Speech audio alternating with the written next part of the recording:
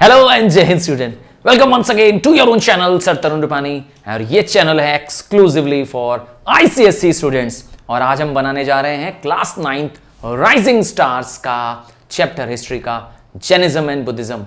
और Jainism and Buddhism, हाँ, ये दो रिलीजन नाम है इंडिया के जो बहुत ही पॉपुलर रहे हैं।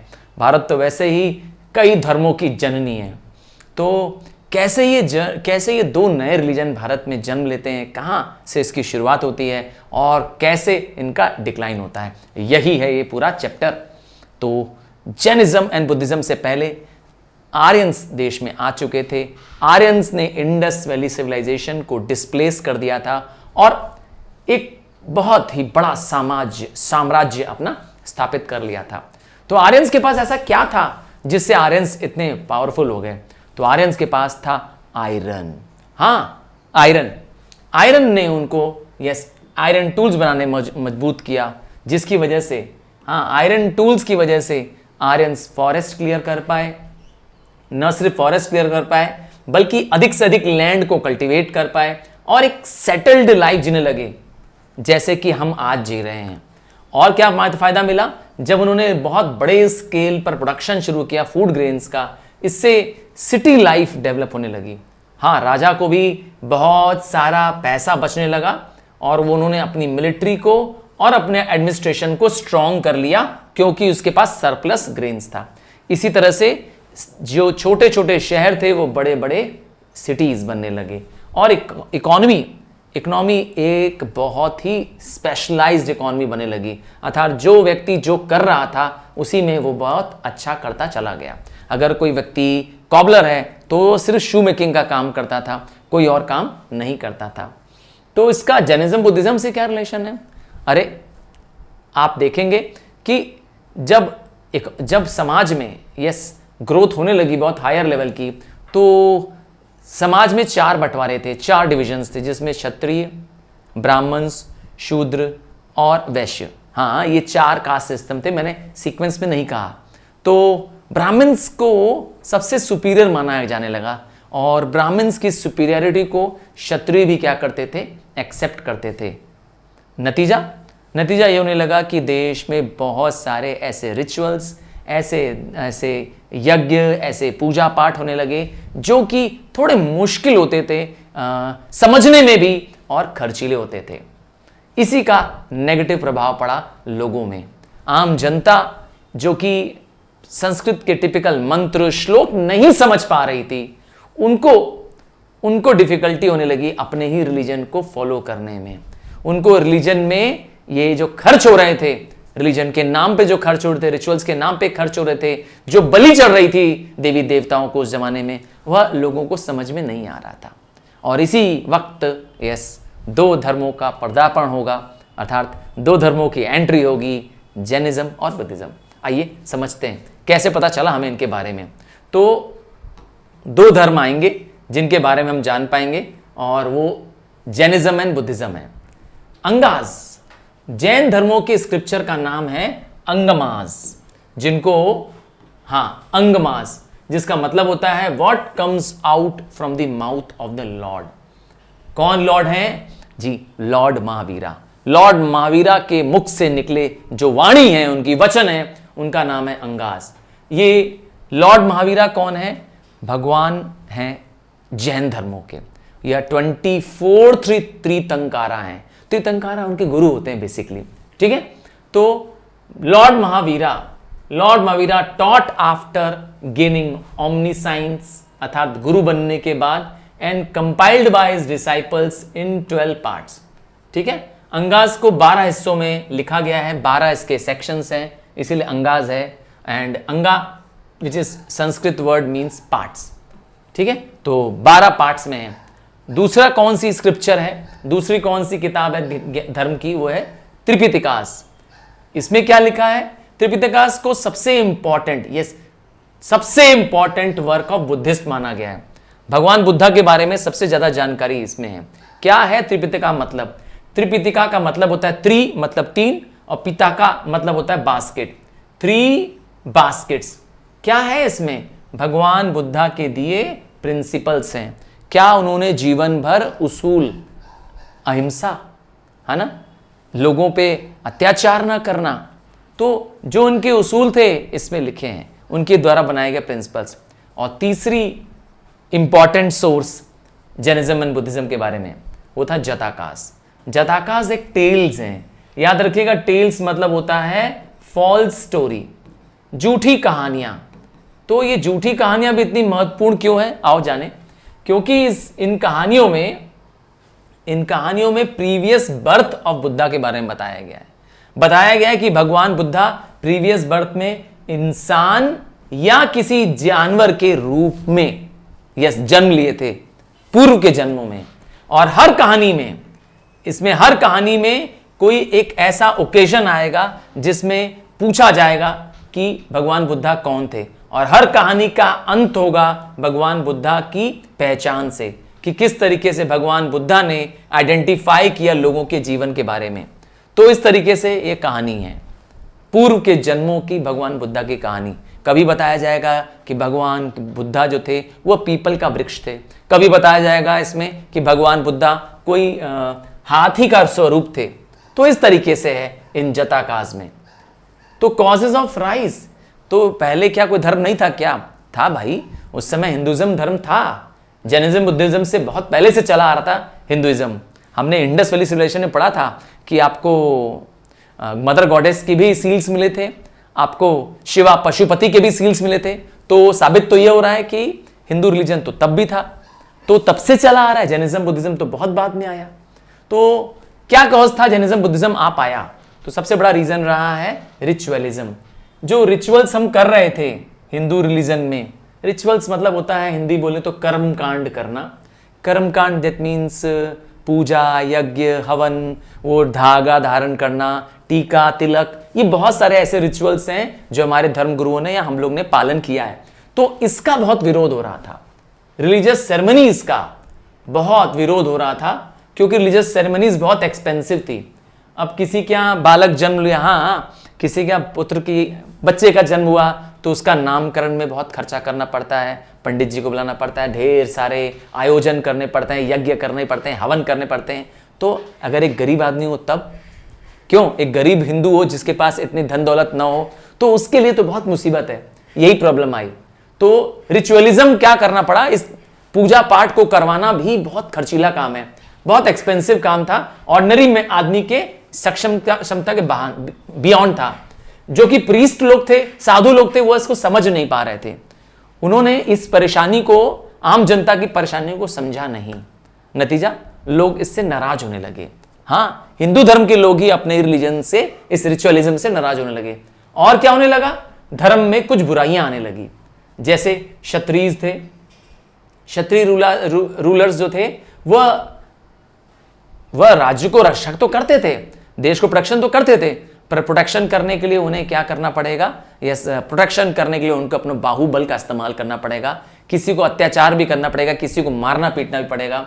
जबकि प्रीस्ट सबसे ज्यादा एंजॉयड लाइफ जी रहे थे, सबसे ज्यादा सताए जा रहे थे। तो कॉमन मैन, प्रीस्ट का पूरे समाज में सबसे ज्यादा डोमिनेंस था, ठीक है ना। लोग समझ नहीं पा रहे थे कि ये दो कास्ट को सबसे ज्यादा क्या मिल रहा है, इंपॉर्टेंस मिल रहा है। अच्छा, ये भी ध्यान देने लायक बात है कि जैनिज्म एंड बुद्धिज्म के फाउंडर भी दोनों क्षत्रिय प्रिंसेस थे, दोनों ही राजकुमार थे, राजा के संतान थे। और क्या प्रॉब्लम हुई कि रिजिड कास्ट सिस्टम, हमारे देश में जब कास्ट सिस्टम डेवलप होने लगा तो जो क्षत्रिय था वह क्षत्रिय ही रह सकता है, वो शूद्र या वैश्य नहीं बन सकता है। सिमिलरली इसका वाइस वर्सा, अगर कोई वैश्य जो कि बिजनेसमैन होते हैं, जो कि फार्मर्स होते हैं, अगर वह अच्छा सैनिक बन जाए, वह क्षत्रिय बनना चाहता है, नहीं बन सकता है। कास्ट सिस्टम बहुत रिजिड हो गया था, समझ गया ना। और सबसे बुरी स्थिति थी शूद्रास की, जो कि सबसे निम्न जाति के माने जाते थे। और प्रॉब्लम किस में आई, लैंग्वेज में। संस्कृत उस समय सबसे कॉमन लैंग्वेज थी, सेक्रेड लैंग्वेज थी, पवित्र लैंग्वेज थी। जबकि संस्कृत को समझना, उनके संस्कृत में मंत्रों को समझना, संस्कृत में दी गई स्पीचेस को समझ पाना आम जनता के लिए थोड़ा मुश्किल था। क्योंकि आम जनता, मैं और आप तो अपने प्रदेश की भाषा बोलेंगे, अपने आसपास की भाषा बोलेंगे, और संस्कृत तो जानते हैं थोड़ी टिपिकल होती है। क्या आपका कैसा अनुभव रहा है? हाँ, तुमसे पूछ रहा हूं, कैसा लगा जब तुम लोग जूनियर क्लासेस में रहोगे, 8th में भी शायद मुझे लगता है संस्कृत रही होगी तुम लोग को, कि किम करंतु त्वम तुमामी ममामी, याद है कितना मुश्किल रहता था ना, तो वो गलत नहीं है।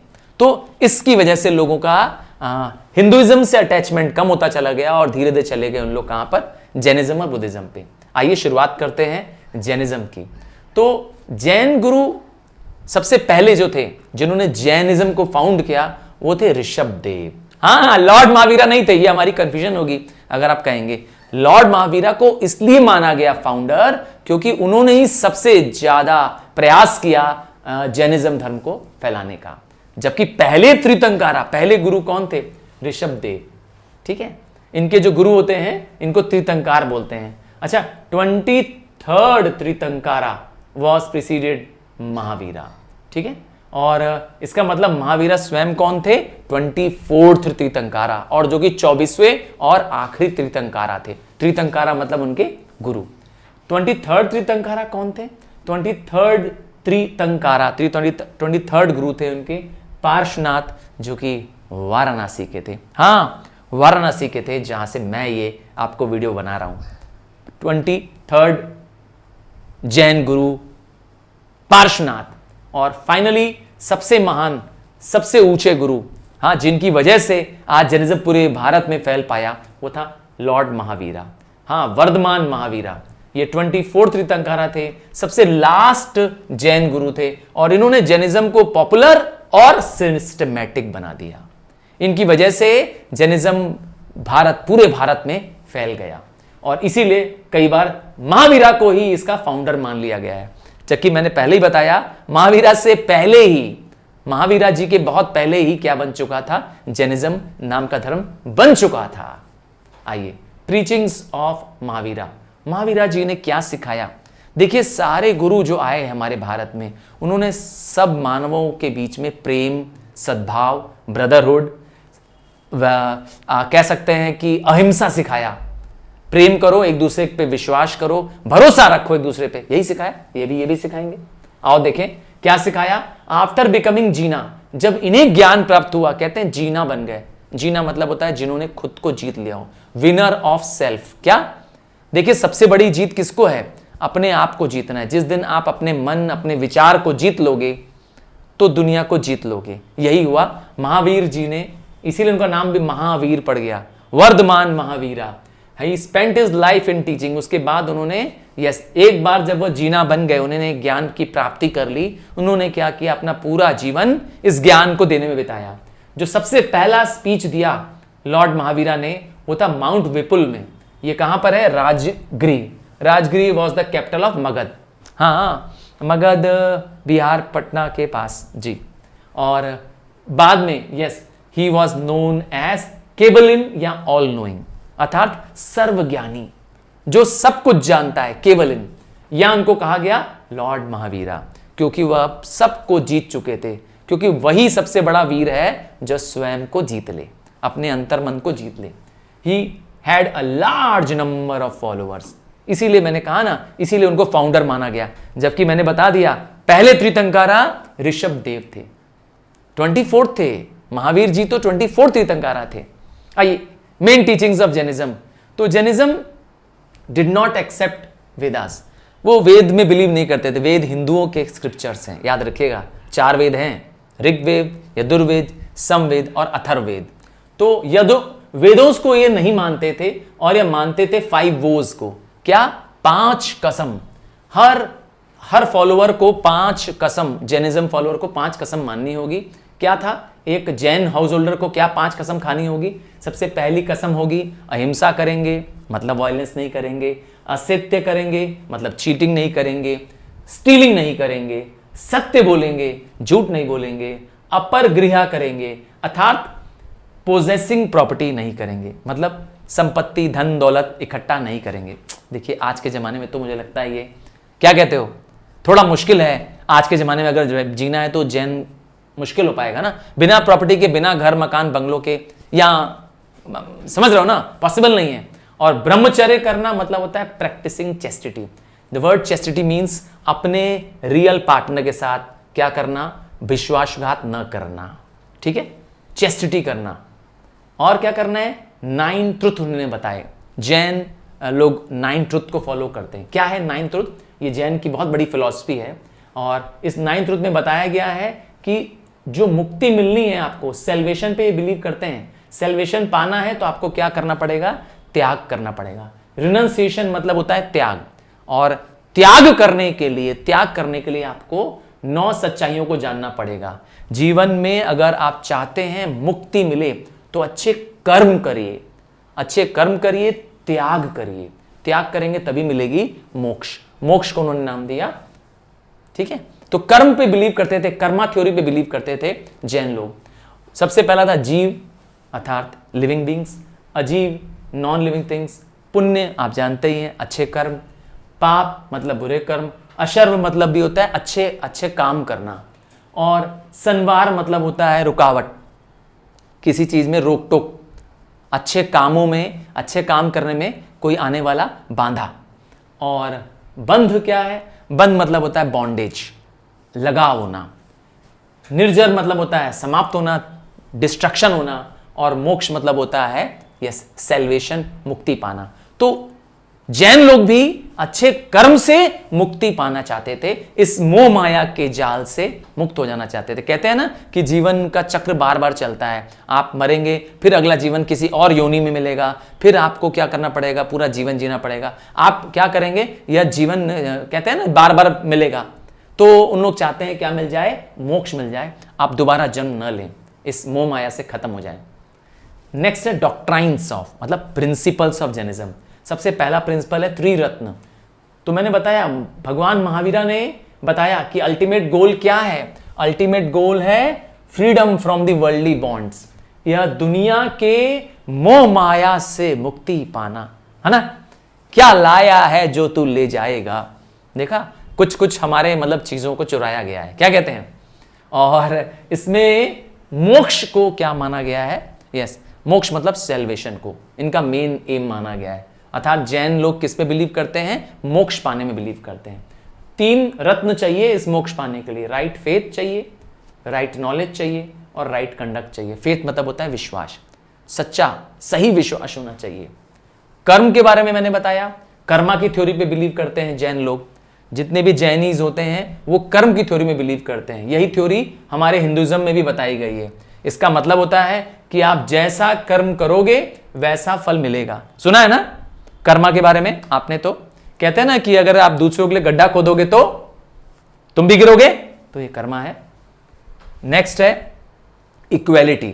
इनका मानना था जैनिज्म में कि सब लोग बराबर हैं, कोई बड़ा कोई छोटा नहीं है। अर्थात ऑल मैन आर इक्वल, चाहे वो किसी भी कास्ट का हो चाहे किसी भी क्रीड का हो। और सबसे बड़ी चीज जो इंसान को ऊंचा ले जाती है वो उसके कर्म। लिखा है ना, आपके वर्चुअस डीड, आपके अच्छे कर्म आपको निर्वाणा दिला सकते हैं, सेल्वेशन दिला सकते हैं। और इसीलिए क्या करना चाहिए, from the tiny insect to the highest form of life, सब में क्या करना चाहिए, कंपैशन करना चाहिए, सबसे प्रेम करना चाहिए। अर्थात इसीलिए जैनियों को आपने देखा होगा कि बहुत सारे जैनी लोग क्या करते हैं, मुंह में मास्क टाइप का पहने रहते हैं हमेशा। हाँ, कोरोना से पहले की बात मैं कर रहा हूं, ऐसा नहीं कि कोरोना को देख के पहन रहे हैं, कोरोना से पहले से वो मुंह में मास्क पहने, ताकि उनके द्वारा क्या हो, जो एयर में पाए जाने वाले बैक्टीरियाज भी हैं वो भी न मर जाएं उनके सांसों में जाकर के। और क्या बिलीव करते हैं, एटर्नल सोल में विश्वास करते हैं। अर्थात मानते हैं कि आत्मा अमर है। अगेन मैंने कहा हिंदुइज्म का एक फिलॉसफी है कि इंसान का शरीर मरता है, आत्मा नहीं मरती है। ये बिलीफ सेम इनके पास भी है।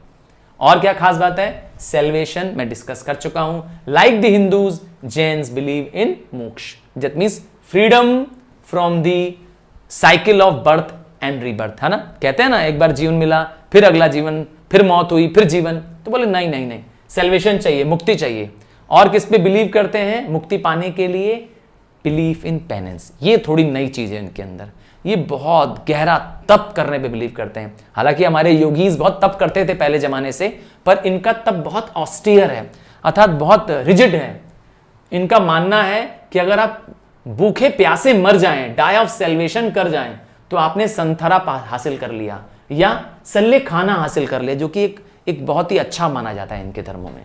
आइए, क्यों बुद्धिज्म फैला, तो कुछ हद तक तो उनको भी राजाओं से मदद मिली, राजाओं का पैट्रोनेज मिला, जिनमें से कौशल के राजा, मगध के राजा, मिथिला के राजा, चंबा के राजा, इन सब ने इनको क्या किया, बढ़ावा दिया। पर साउथ में क्या हुआ, साउथ इंडिया में भी इनको बढ़ावा मिला। राष्ट्रकूटास और चालुक्यास नाम के जो रूलर्स थे उन्होंने मदद की। हमारे देश में जो लॉर्ड महावीरा हैं उन्होंने खुद भी क्या किया, बहुत सारी मोनास्ट्रीज बनाई जहां पे मुनीज रह सके और उनके धर्मों का प्रचार कर सके।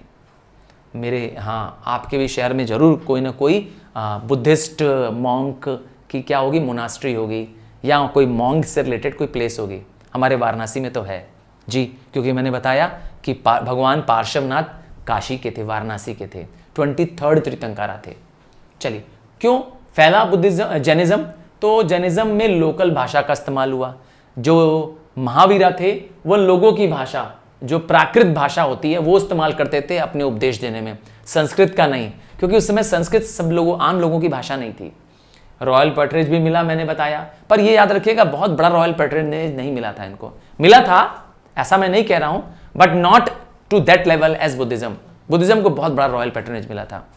और क्या खास है, इसमें जो सेंट्स थे वो बहुत डिवाउट सेंट्स थे, सच्चे सेंट थे इनके, जैसे कालचक्रा, कालकाचार्य। कालकाचार्य उज्जैन में रहने वाले संत थे जिन्होंने जैनिज्म का प्रचार किया। उसी तरह से भद्रबाहु, ये भी कर्नाटका में रहते थे, इन्होंने भी जैन धर्म का बहुत बड़ा प्रचार किया। हाँ, भद्रबाहु जी की तो बहुत बड़ी विशाल मूर्ति भी बनी हुई है कर्नाटका में। हाँ, बहुत बड़ी, भारत की सिर्फ बड़ी मूर्तियों में से एक है भद्रबाहु जी की मूर्ति। आइए, अपील टू द पीपल। तो लोगों को क्यों अच्छा लगा जैनिज्म?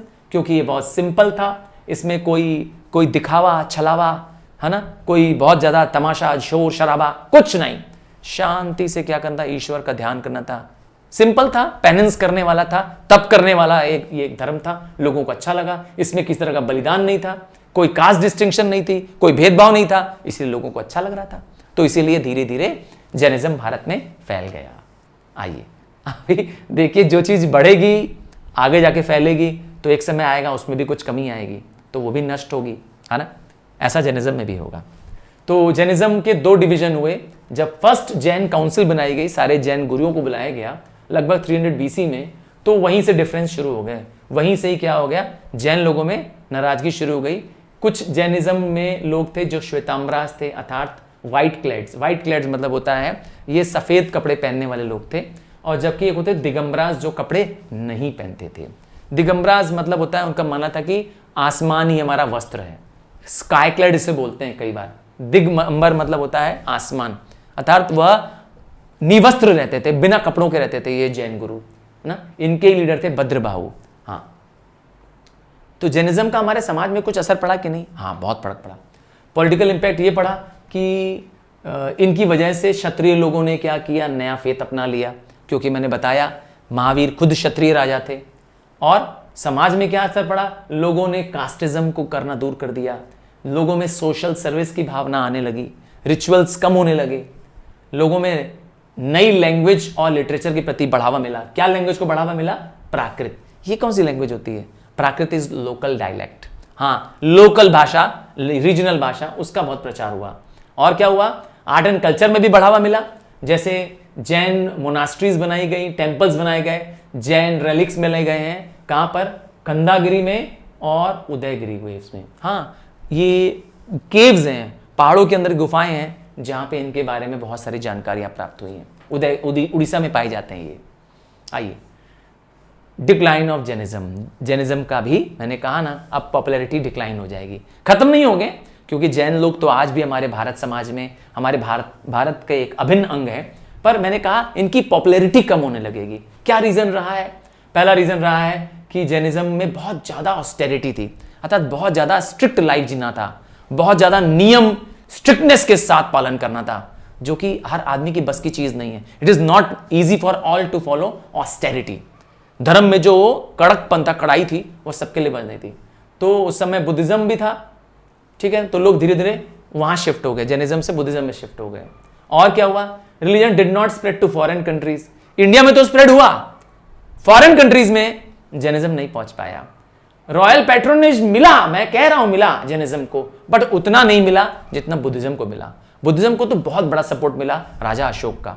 राजा अशोक खुद तो अपने आप को बुद्धिस्ट बनाया, अपनी बेटी अपने बेटे को भी क्या कर दिया, देश के बाहर भेज दिया प्रचार करने के लिए। हाँ, संघमित्रा और महेंद्र को, अपनी बेटी और बेटे को भेज दिया, जाओ सिलोन जाओ, चाइना जाओ, जावा जाओ, भेज दिया। तो ज्यादा प्रचार मिला बुद्धिज्म को।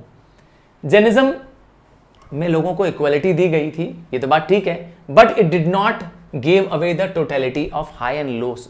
मतलब समाज में ऊंच नीच का जो अंतर था वह पूरा खत्म नहीं हो रहा था जैन धर्म में। और लास्ट बुराई क्या रह गई थी कि जैसे ही नए हिंदू राजा आने लगेंगे, गुप्ता किंग्स आने लगेंगे, उन्होंने हिंदुज्म को फिर से पॉपुलर बना दिया और फिर से लोगों को ये हिंदू धर्म अपनाना शुरू कर दिया। अर्थात वो लोग जो पहले जैन बन गए थे धीरे धीरे वापस आ गए हिंदुज्म में। अब कौन सा रिलीजन? दूसरा रिलीजन जिसके बारे में पढ़ेंगे वो था बुद्धिज्म। तो बुद्धिज्म की खास बात क्या है? ये हिंदुज्म और जैनिज्म दोनों के बीच का रास्ता है। इसमें भी हिंदुज्म की भी अच्छाइयां हैं, जैनिज्म की भी अच्छाइयां हैं, और इसके फॉलोअर्स इंडिया से ज्यादा इंडिया के बाहर है। आपको शायद पता होना चाहिए, इंडिया से ज्यादा चाइना बुद्धिस्ट कंट्री है, शायद आपको पता होना चाहिए। जापान, जावा, सुमात्रा, बाली, नाम सुना है क्या इन देशों का? श्रीलंका, सब वहां का मेजर रिलीजन बुद्धिज्म है। हमसे ज्यादा बुद्धिस्ट वहां रहते हैं सच में। तो Gautam Buddha ji founder of Buddhism है। ये भी एक क्षत्रिय राजा थे, शाक्य क्लैन के राजा थे। और 563 बीसी में लुम्बिनी नाम की प्लेस में, जो कि कपिल वस्तु में है, हाँ बिहार नेपाल में है, यहां इनका जन्म हुआ था। बचपन में इनका नाम सिद्धार्थ था। तो जब ये राजा के पुत्र थे तो उन्होंने ऐसा क्या देख लिया कि इन्होंने अपना राजपाट छोड़ दिया। तो 4 ऐसी चीजें दिखी जिसको कई बार बोला गया है 4 ग्रेट साइट। क्या क्या 4 चीज देखी? एक बूढ़े व्यक्ति को देखा, एक सिक आदमी को देखा, एक डेड मैन को देख लिया, और एक साधु को देख लिया। असेटिक मतलब होता है एक तपस्वी को देख लिया, एक साधु को देख लिया। इन सब को देख करके उनके दिल में एक तकलीफ, एक दर्द उत्पन्न हुई ये जानने की कि ये 4 अलग अलग लोग क्या कर रहे हैं, इनके जीवन के दुख का कारण क्या है। नाम दिया गया 4 ग्रेट साइट। इन 4 दृश्यों को नाम दिया गया, जिसकी वजह से जो राजकुमार सिद्धार्थ थे इनके दिल में हमेशा ये सोचते रहते थे कि ऐसा क्या है कि इनको इतनी तकलीफ है लोगों को। तो इसके बाद क्या हुआ? राजकुमार सिद्धार्थ की शादी कर दी गई, उनकी पत्नी यशोधरा, उनको एक पुत्र प्राप्त हुआ राहुल। हाँ, इन सब को भी उन्होंने क्या किया? त्याग दिया। शादी होने के बावजूद भी राजपाट सब छोड़ दिया। बस क्यों? क्या कि पता कर सके कि इस दुनिया में दुख क्यों है, सफरिंग्स क्यों है, परेशानियां क्यों हैं। और इसको राजपाट के त्यागने को कहते हैं, फैमिली को त्यागने को कहते हैं द ग्रेट रिनंसिएशन, अर्थात द ग्रेट त्याग। रिनंसिएशन मतलब सबको छोड़ देना। जब वह घर से निकल जाएंगे तो वह किसकी तलाश में जाएंगे? सच्चाई की तलाश में जाएंगे। प्रॉब्लम्स का सलूशन क्या है, जो दुनिया में दुख दर्द है, परेशानियां हैं, इसका इलाज क्या है? तो क्या मिल जाएगा इलाज? हाँ, मिलेगा। भगवान बुद्ध पहुंचेंगे तलाश करते करते कई गुरुओं के पास, राजगृह जाएंगे, अंत में वह पहुंचेंगे गया में एक पीपल पेड़ के नीचे, एक पीपल के वृक्ष के नीचे क्या करेंगे? तप करने लगेंगे। और ऐसा माना जाता है कि एक ईश्वरीय रोशनी, हाँ एक ईश्वरीय प्रकाश उन पर आएगा, जिसकी वजह से वो चारों तरफ से क्या हो जाएंगे? प्रकाशवान हो जाएंगे। और वह उनकी उस समय उम्र थी 35 ईयर। और तब से माना गया है कि उन्होंने क्या कर लिया है? ज्ञान उत्पन्न कर लिया, ज्ञान प्राप्त कर लिया है। और 35 की एज में वह एनलाइटेंड प्राप्त कर जाएंगे। कहां पर? इसी बौद्ध गया इन बिहार में। और तब से वो जाने जाएंगे एनलाइटेंड वन, हाँ जिसको हम कहते हैं ना बुद्धि प्राप्त कर ली, बुद्धा बन गए। देखो बुद्धा, ठीक है, एनलाइटेंड वन बन गए। और he was also called as Tathagata. इनका एक और नाम भी है तथागत, जिसका मतलब होता है फाउंडर ऑफ ट्रुथ, सच की खोज वाले, जिन्होंने सच को खोजा। बताया था ना, सच की खोज में निकले थे, तो सच को खोज लिया, तप करके खोज लिया। और जब यह तप करके खोजे, ज्ञानी बन गए, एनलाइटेंड बन गए, तो उन्होंने सोचा अब यह ज्ञान क्या करेंगे? हम बांटेंगे। तो बौद्ध गया से वह पहुंचे काशी। अच्छा, जहां पे बौद्ध गया में ये इनको ज्ञान प्राप्त हुआ पीपल ट्री को, उसको कहते हैं महाबोधि ट्री। और वहां पे बनाया गया है एक महाबोधि टेम्पल। हाँ, आज एक बहुत ही विशाल टेम्पल बनाया गया है। और जब काशी पहुंचे, अच्छा, सारनाथ पहुंचे भगवान बुद्धा तो उन्होंने पहला अपसरमन, पहला उपदेश, पहला ज्ञान 5 डिसाइपल्स को, 5 अपने अनुयायियों को, शिष्यों को दिया। इस इवेंट को, इस घटना का नाम दिया गया है धर्म चक्र परिवर्तन या the turning of the wheel of sacred law. और यहां से भगवान बुद्धा के बुद्धिज्म की क्या होगी, यह शुरुआत होगी, प्रचार की शुरुआत होगी। यह पहले 5 जो शिष्य होंगे भगवान बुद्धा के, या पूरे भारत में, पूरे विश्व में 5 से 5000 और 5000 से 5 करोड़ और फिर असंख्य असंख्य बुद्धिस्ट बन जाएंगे। और ऐसा ही हुआ भी। टीचिंग्स ऑफ बुद्धा क्या सिखाया उन्होंने, तो इन्होंने भी बहुत सिंपल पाठ सिखाया। इनकी टीचिंग्स बहुत सिंपल है, लोगों को सिंपल जीना सिखाती है। इनकी टीचिंग्स, इनके ज्ञान की बातें स्टोरीज के रूप में लिखी गई। भगवान बुद्धा के कई सारी स्टोरी आपने सुनी। अंगुलीमाल की कहानी सुनी है कि नहीं, भगवान बुद्धा की और अंगुलीमाल की कहानी। एक डाकू होता है जो लोगों की अंगुलियां काटता है, जरूर सुनी होगी। ऐसे और बहुत सारी कहानियां हैं भगवान। तो भगवान बुद्धा के कहानियों को, उनकी प्रीचिंग्स को, टीचिंग्स को कहानियों में लिखा गया। किस बुक में लिखा गया है, सुत्त पिता का ये किताब है जिसमें इन भगवान बुद्धा से जुड़ी कहानियां हैं। आइए, और क्या सिखाया भगवान बुद्धा में की उपदेशों में, 8 फोल्ड पाथ, अर्थात 8 रास्ते हैं और 4 नोबल ट्रुथ्स हैं। आइए, चार जीवन की सच्चाई। क्या 4 सच्चाई है? पहली सच्चाई ये है कि ये दुनिया पूरा दुखों से भरा है, the world is full of sufferings. दूसरा, हर सफरिंग के पीछे, हर दुखों के पीछे कोई ना कोई कॉज है। कोई अगर दुख है तो दुख का कोई ना कोई कारण है। और कारण क्या है? कारण है हमारी इच्छाएं। Desire is the cause of suffering. और डिजायर अगर रोक लो, अगर इच्छाओं पे काबू प्राप्त कर लोगे तो सारी सफरिंग खत्म हो जाएगी। पर इच्छा को मारना, इच्छाओं को काबू करना, क्या आप और मेरे बस में है? शायद मुझे लगता है मेरे बस में तो नहीं है। क्या कहते हैं आप लोग? हाँ, मुश्किल है बहुत, है ना। जिस दिन हम इच्छाओं पे काबू कर लेंगे तो हम भी शायद एक बड़े गुरु बन जाएंगे या एक बड़े संत बन जाएंगे। क्या कहते हैं आप लोग? हाँ, तो क्या काबू करना था? लास्ट मैंने कहा नोबल ट्रुथ क्या था? अपनी इच्छाओं पे काबू प्राप्त कर लेना। अपनी जो लालच है, ये चाहिए, वो चाहिए, ये लेना है, वो लेना है। मोबाइल मिल जाता है तो सोचते हैं अब गाड़ी मिल जाए, गाड़ी मिल जाती तो कोई और अच्छी गाड़ी मिल जाए। कहाँ खत्म होती है हमारी डिजायर्स? इन्होंने कहा क्या करो, डिजायर को रोक लो, सारी सफरिंग्स रुक जाएगी।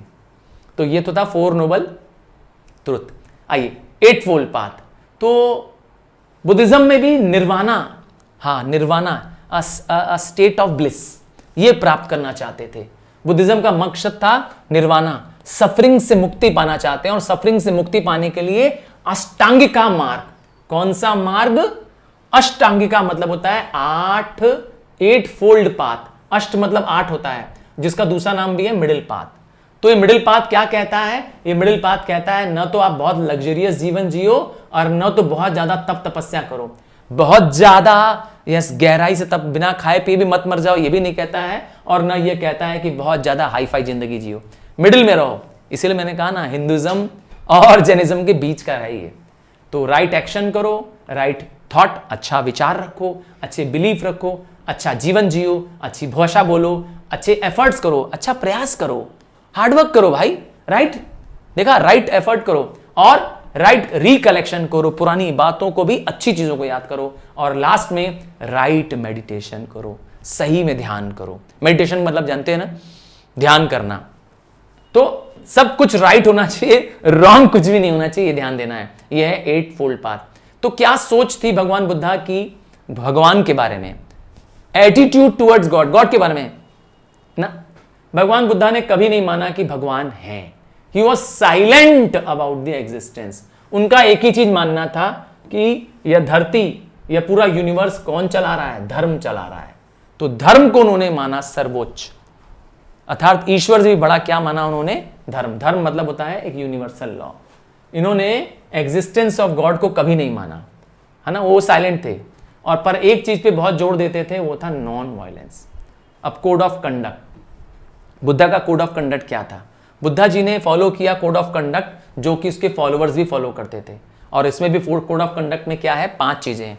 हर बुद्धा के फॉलोअर को, हर बुद्धिस्ट फॉलोअर को ये 5 कंडक्ट फॉलो करना पड़ता है। कभी झूठ नहीं बोलना है, कभी प्रॉपर्टी ओन नहीं करनी है, कभी अल्कोहलिक ड्रिंक्स नहीं पीनी है, कभी कोई क्राइम नहीं करना है, किसी पे अत्याचार वायलेंस नहीं करना है, और लास्ट में कोई बेईमानी का काम नहीं करना है। सोचिए अगर आज ये हो जाए हमारे, अगर सोसाइटी में हो जाए, हमारे जीवन में हो जाए, आसपास सब जगह हो जाए, तो सारा पाप, सारी पुलिस की जरूरत ही नहीं है। क्यों, क्या कहते हो? ये सारे झगड़े, सारी लड़ाई क्या है? इनमें से ज्यादातर लोग क्या कर रहे हैं? उसका उल्टा कर रहे हैं। अगर ये फॉलो हो जाए, आज बुद्धिज्म आ जाए, तो मुझे लगता है सारे देश में शांति हो जाएगी। क्या कहते हो आप लोग? है कि नहीं है? पर आप जानते हैं इट्स नॉट पॉसिबल नाउ, है कि नहीं है? चलिए, तो कर्मा पे बिलीव करते हैं इन लोग भी। बुद्धिज्म भी कर्मा पे बिलीव करता है, जैनिज्म भी कर्म पे बिलीव करता है। कर्मा मतलब मैंने बताया कि इंसान को जो कर्म करता है, जो अपना एक्शन करता है, उसका फल पाना पड़ता है। और इनका मानना था रीबर्थ पे। ये लोग मानते हैं कि इंसान का पुनर्जन्म होता है और जो भी बुरे कर्म करेगा उसको क्या मिलेगा? उसको सजा मिलेगी। और इनका गोल क्या है? निर्वाणा या सेल्वेशन या मोक्ष। फिर वही देखा, सेम है हमारी तरह ही, हिंदुइज्म की तरह इनका भी गोल क्या है? निर्वाणा, अर्थात मोक्ष पाना, freedom from the cycle of birth and death, या मौत, जन्म फिर मौत, इसके चक्र से छूटना चाहते हैं। और क्या गोल है? यूनिवर्सल ब्रदरहुड, अर्थात सब बराबर हैं, कोई छोटा कोई बड़ा नहीं है। सब लोग, हर धर्म के लोग, हर रिलीजन के लोग क्या कर सकते हैं? बुद्धिज्म बन सकते हैं। ना कोई उसमें बड़ा होगा, ना कोई छोटा होगा। और क्या बिलीव करते हैं बुद्धिज्म के लोग? नो फेथ इन रिचुअल्स, किसी भी तरह के रिचुअल्स पे बिलीव नहीं करते हैं, अर्थात कोई भी पूजा पाठ कर्म कांड में बिलीव नहीं करते हैं, है ना। इन लोग का मानना है किसी भी तरह का यज्ञ न करना चाहिए, किसी भी तरह के पूजा पाठ नहीं करने। किस तरीके से उनको ऑर्गेनाइज किया गया, किस तरीके से बुद्धिज्म पूरे भारत में प्रचार हुआ, कैसे ये एक सिस्टमेटिक तरीके से काम करता है। तो सबसे पहले बनाया गया संघ। संघ क्या होती है? संघ एक ऑर्गेनाइजेशन होती है, संघ एक संस्था होती है जो भगवान बुद्धा के टीचिंग को फैलाने में मदद करती है। जैसे हमारे में स्कूल होता है ना, बच्चों को एजुकेशन देने के लिए, तो भगवान बुद्धा के टीचिंग के स्कूल का नाम है संघ। ये भगवान बुद्धा की टीचिंग फैलाती है। इसको एक मोनास्टिक ऑर्डर या मोनास्ट्री भी कह सकते हैं। जैसे मिशनरीज होते हैं ना, मिशन लेकर के अपना अपना मोनास्ट्रीज फैलाते हैं, वैसे ही जैसे क्रिश्चियन में होता है, वैसे यहाँ पे संघ होते हैं। संघ में मेंबर कौन बन सकता है? संघ में वो लोग मेंबर हो सकते हैं जिनकी एज कम से कम 15 साल हो, 15 साल से कम नहीं होनी चाहिए। इनको अपना घर परिवार सब छोड़ना पड़ेगा। संघ में आने के लिए आपको पूरा परिवार घर छोड़ के आना पड़ेगा। लड़के होंगे तो भिक्षुज बन जाएंगे और लड़कियां होंगी तो भिक्षुनीज बन जाएंगी। याद रखिएगा, भिक्षुज और भिक्षुनीज के लिए अलग अलग घर बनाए गए थे। इनको तप करना सिखाया गया था, भगवान बुद्धा का इनको ज्ञान दिया गया था, और फिर इनको घर घर जाकर क्या करना था? भगवान बुद्धा का प्रचार करना था। किनको? इस भिक्षुज और भिक्षुनीज को। 10 कमांडमेंट इनको पालन करने थे। 10 ऐसे परमिता थे। परमिता मतलब होता है रूल्स थे जो इनको फॉलो करने पड़ेंगे। आइए, रूल्स हम जानते भी हैं, शायद मुझे इसमें से काफी सारे रूल्स आप अपने जीवन में, यस तुम लोग अपने जीवन में पालन कर ही रहे हो। सच बोलना है, ब्रह्मचर्य करना है, किसी को चोट नहीं पहुंचानी है, प्रॉपर्टी ओन नहीं करनी है, म्यूजिक और डांसिंग से दूर रहना है। शन मतलब अच्छा नहीं माना जाता है ना धर्म के मामले में। और to take meals only at fix time, खाना एक निश्चित समय पे खाना है। किसी तरह का नशीला पदार्थ नहीं लेना है, इंटॉक्सिकेंट्स मतलब नशा नहीं करना है। Not to use intoxicants. किसी तरह के सेंटेड गुड्स, समझ गए ना, परफ्यूम डीओ स्प्रे नहीं करना है ना। और not to sleep on cushions, समझ गए ना, जिस तरह की आज हम गद्दों में सो रहे हैं कुशंस में नहीं। और नॉट टू कीप मनी लो, बड़ा मुश्किल काम है, बिना पैसे के कैसे चलोगे, है ना। बहुत चीजें तो सही है जो मैं और आप आज कर रहे हैं, पर उसमें कुछ चीजें हैं जो हम और आप शायद मुश्किल आज के कर पाना। हाँ, आज की सोसाइटी के हिसाब से मुझे और आपको ये करना पड़े, थोड़ा मुश्किल है। चलो, और क्या हुआ? विहारास बनाए गए। विहारास क्या होते हैं? शेल्टर्स होते हैं, घर होते हैं। कहां पे किसके लिए घर होते हैं? ये भिक्षुज और भिक्षुनीज के लिए घर होते हैं, क्योंकि ये घूमते रहते हैं, देश देश घूमते रहते हैं, भगवान बुद्धा के धर्म का प्रचार करते रहते हैं। तो कहीं रहने के लिए घर होना चाहिए कि नहीं? तो विहारास में रहते हैं। ठीक है, ये विहारास में ही सोते हैं, रहते हैं। इन मेंस के लिए, विमेन्स के लिए अलग अलग विहार बने हुए हैं। अब भगवान बुद्धा के जाने के बाद भगवान बुद्धा के धर्म में भी बंटवारा होने वाला है। जैसे जैनिज्म में बंटवारा हुआ है ना, श्वेतंबराज में और दिगंबराज में। अब बुद्धिज्म में भी बंटवारा होने वाला है। बुद्धिज्म का बंटवारा कब होगा? 4th बुद्धिस्ट काउंसिल में होगा। उस समय राजा कनिष्क लीडर थे इसके। और 2 बंटवारा किस में होगा? हिनायना में और मायना। हिनायना वाले जो बुद्धिस्ट थे, इनका मानना था कि भगवान बुद्धा खुद आम आदमी है, भगवान नहीं है। ये भगवान बुद्धा को भगवान नहीं मानते थे और ये 8 फोल्ड पाथ को बिलीव करते थे। अगर सेल्वेशन पानी है, मुक्ति पानी है, तो एट फोल्ड पाथ चाहिए। तो इन्होंने सेल्वेशन को ही अपना गोल माना और ये पाली को ही अपना रिलीजियस लेक्चर मानते थे। अपने सारे धर्म की किताबें पाली में ही लिखी।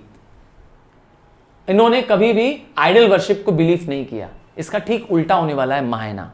महायाना वो बुद्धिस्ट लोग थे जिसे कहते हैं greater wheel of salvation.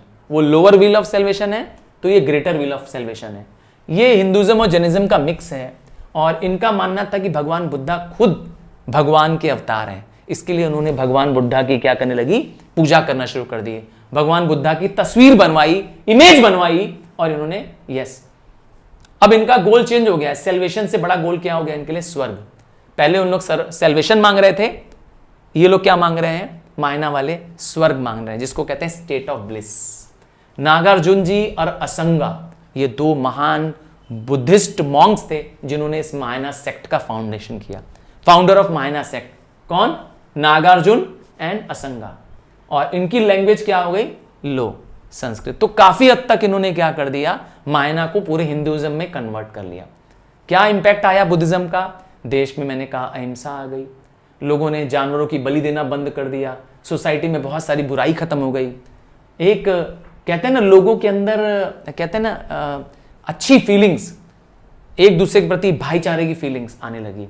Religious life लोगों की अच्छी होने लगी। हालांकि हिंदुइज्म के लोगों कम होने लगे, लोग ज़्यादा से ज़्यादा बुद्धिज्म अडॉप्ट करने लगे।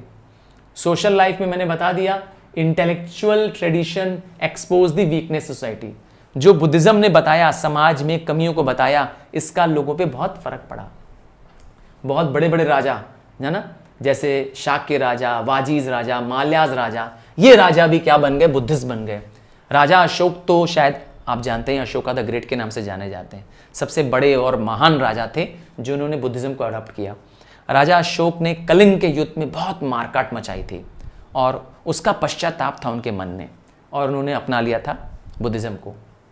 Do you know which Buddhist monk converted him to Buddhism? हाँ, कमेंट बॉक्स में जरूर बताइएगा अगर आपको पता है तो।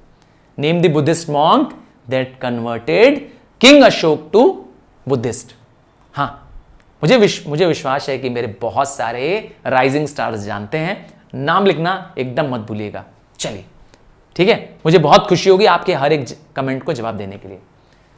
आते हैं कल्चरल इंपैक्ट। तो बुद्धिज्म का इफेक्ट साउथ ईस्ट एशिया में, चाइना में, श्रीलंका में, इवन और बहुत सारे देशों में हुआ, जिससे भारत का नाम फैला, जिससे भारत को धर्म की नगरी जाने लगा, धर्म का देश जाने लगा। बुद्धिज्म से नए लैंग्वेज और लिटरेचर को फायदा मिला। बुद्धिज्म से पाली भाषा को बहुत फायदा मिला। त्रिपिटिकास और जटाकास को सबसे इंपॉर्टेंट लिटरेचर माना जाता है बुद्धिज्म के बारे में। अगर भगवान बुद्धा के बारे में जानकारी मिली है तो इन दोनों किताबों से मिली है। और बुद्धिस्ट रिलीजन के साथ साथ हमारे यहाँ आर्ट एंड स्क्रिप्चर में भी बहुत बढ़ावा आया, बहुत बदलाव आया। हमने स्तूपास बनाना सीखा, हमने चैत्य और विहारा। चैत्य क्या होते हैं? वर्शिप हॉल्स होते हैं। क्या? वर्शिप हॉल्स होते हैं जहाँ पर एक साथ हजारों लोग एक साथ पूजा कर सकते हैं। और विहारा तो मैंने कहा था जहाँ पे मॉन्क्स, भिक्षुज और भिक्षुनीज रहते थे। तो ऐसे बहुत सारे यूनिक रॉक कट टेम्पल्स भी बनाए गए, जिससे आर्ट एंड आर्किटेक्चर में एक नई चीज़ देखी गई इस बुद्धिस्ट पीरियड में। अब इतनी अच्छाइयाँ हैं, फिर क्यों ख़त्म हो गया? फिर क्यों इतना कम हो गए?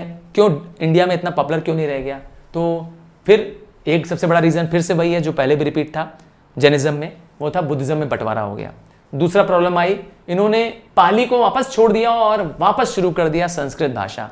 नतीजा फिर से जो छोड़ के आए थे, ठीक है ना, तो वापस उन्होंने क्या कर दिया, संस्कृत को यूज कर दिया, जो कि लैंग्वेज ऑफ अपर कास्ट होती थी। और बुद्धा ने संघ बनाया। संघ एक ऑर्गेनाइजेशन थी जो भगवान बुद्धा के प्रचार के लिए बनाई गई थी, धर्म के प्रचार के लिए बनाई गई थी।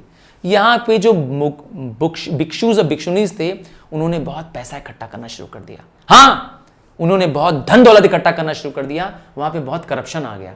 उनकी लाइफ, जो पूजा पाठ की लाइफ होनी चाहिए थी, वो ऐशो आराम की लाइफ होने लगी। तो जानते ही हैं क्या होगा, लोगों का विश्वास तो खत्म होगा। तो जिनका काम था लोगों को उपदेश देना, सच्चा ज्ञान देना, वो खुद ही मौज मस्ती का जीवन जी रहे थे। इसीलिए वापस रिफॉर्म आया हिंदुइज्म में। हमारे हिंदू जो लीडर्स थे और किंग्स थे, उन्होंने भी अपनी गलतियों को समझा और हिंदुइज्म में वो कमियां जिसकी वजह से लोग हिंदुइज्म छोड़ के जा रहे थे, उनको हटाना शुरू किया। और क्या हुआ, इन्वेजन्स भी हुए। सबसे बड़ा टर्किश इन्वेजन हुआ जिससे बहुत सारे बुद्धिस्ट मोनास्ट्रीज को खत्म कर दिया गया, क्योंकि ये टर्किश लोग आए, ये अत्याचारी लोग आए, इन्होंने बुद्धिस्ट मोनास्ट्रीज को लूट लिया जहां पे बहुत धन दौलत रखी थी। इससे भी क्या हो गया, बुद्धिज्म का नुकसान हुआ। और लास्ट में रॉयल पैट्रोनेज, जब राजपूत राजा है, जो राजस्थान के राजा हुआ करते, जो वॉरलाइक राजा हुआ करते थे, इनको अहिंसा से कोई प्यार नहीं था, ये लोग हिंसा वाले लोग थे, ये लोग डरते नहीं थे मारने काटने में दुश्मनों को। कौन, राजपूत रूलर्स। तो इन्होंने बुद्धिज्म को एकदम त्याग दिया, क्योंकि ये लोग बुद्धिज्म पे बिलीव नहीं करते हैं, ठीक है। इनकी वजह से वापस क्या होने लगा, हिंदू गॉड्स एंड गॉडेसेस वापस पॉपुलर होने लगे और गुप्ता रूलर्स भी चलने लगे। आइए दोनों में कंपैरिजन देखते हैं। दोनों के दोनों के में सिमिलरिटी क्या थी, दोनों के फाउंडर महावीरा और गौतम बुद्ध, दोनों के फाउंडर्स का बैकग्राउंड सेम है, दोनों ही क्षत्रिय थे, दोनों ही राजा या राजकुमार थे, दोनों की एंड एक ही था, दोनों धर्मों का सेल्वेशन पाना चाहते थे दोनों में, अर्थात मुक्ति पाना चाहते थे। दोनों ही धर्मों में वेदास को एक्सेप्ट नहीं किया, बोला नहीं हम वेद पे बिलीव नहीं करते हैं। और सबसे इंपॉर्टेंट चीज, दोनों का एक ही विश्वास था, एक ही बिलीफ था, एक ही क्रीड था, वो था नॉन वायलेंस। क्या करना है, अहिंसा करना है, किसी भी प्राणी को तकलीफ नहीं पहुंचाना है। क्या डिफरेंस भी था दोनों में, हाँ डिफरेंस भी है।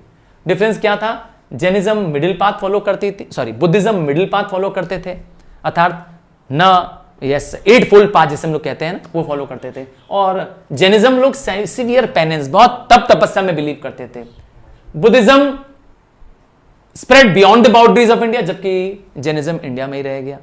And last, Buddhism was a new religion, क्योंकि भगवान बुद्धा उन्होंने खुद फाउंड किया था, जबकि जैनिज्म पहले से ही फाउंडेड था ऋषभदेव द्वारा, जो कि फर्स्ट तीर्थंकरा थे, और लॉर्ड महावीरा तो सबसे आखिरी तीर्थंकरा या गुरु थे, ठीक है। तो इस तरीके से हमने ये सारा चैप्टर, ये सारा चैप्टर आपके लिए एक बार पूरे जोश खरोश के साथ फिनिश कर दिया है, वो भी बहुत शॉर्ट में।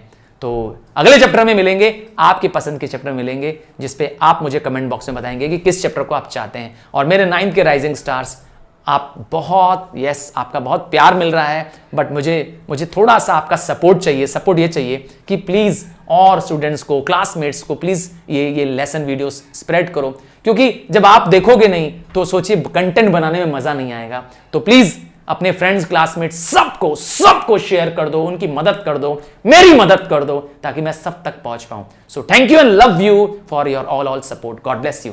Bye from now.